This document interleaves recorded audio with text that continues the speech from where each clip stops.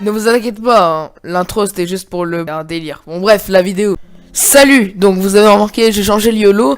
Et de plus, je voudrais remercier vraiment, mais vraiment, le Jérôme légendaire qui a fait mon nouveau chibi. Et bien sûr, vous voyez, j'ai appris à utiliser Sony Vegas, donc animation, etc. Donc, revenons à l'intro. Je vais me renommer, donc parce que gamer, je fais pas spécifiquement du gaming. Je me renomme en Primal tout simplement. Et je dois changer mon intro parce que YOLO, c'est Primal, c'est pas si ouf que ça. Donc j'attends en commentaire et maintenant c'est analyse de jeu Undertale.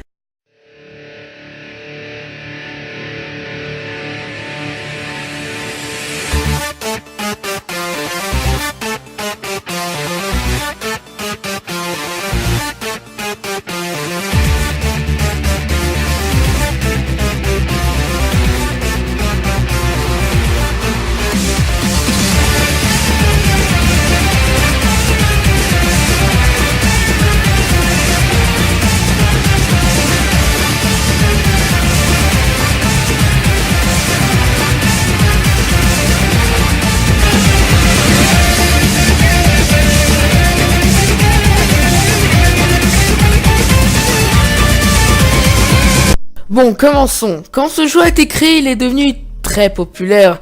Tout de suite. Déjà, qu'il a des chansons comme Megalovania quand même.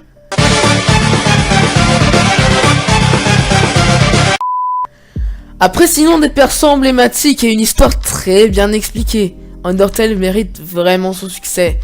Moi, même si je n'ai jamais joué à ce jeu, je sais à quel point c'est frustrant de s'affronter contre un boss tout simplement. Car j'ai déjà fait un combat de ma vie sur Undertale. Et c'était le boss le plus dur, Sans.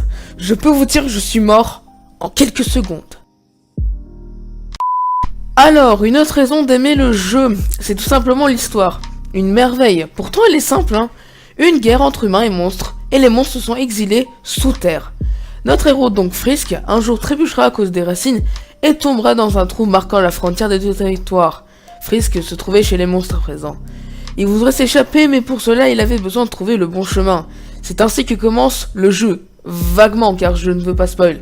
Donc sur son chemin, il rencontrerait des monstres surpuissants et devrait les affronter pour continuer sur la bonne voie. Ah oui, en parlant de voie, il y en a 3.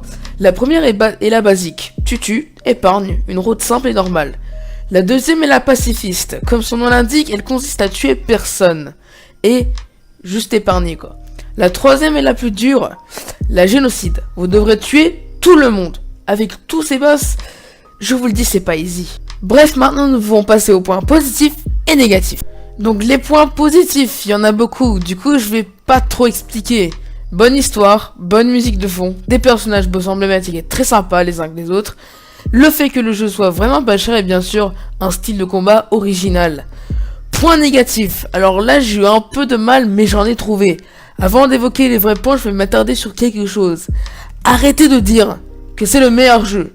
J'avoue, il est bien, très bien même, mais il y a malgré mieux quoi. Enfin, il y a mieux genre Zelda. Bref, le point. Même si ce n'est que de l'ironie, c'est un point. Pourquoi tu appelles ton fils Asriel? Juste pour dire que Asriel égale Asgore plus Toriel. C'est comme si Sophie et Domitien appelaient leurs enfants... oubliez ce que j'allais dire, ouais. Bon bah les gars, nous sommes venus à la fin de cette vidéo, j'espère que vous l'avez aimé. C'est le cas, lâchez un pouce bleu et abonnez-vous. Bah donnez vos avis dans les commentaires et bien sûr, répondez au sondage qui va s'afficher juste maintenant. Quel jeu vous voulez, car c'est très important pour moi. Et sur ce, je vous dis, ouais, salut.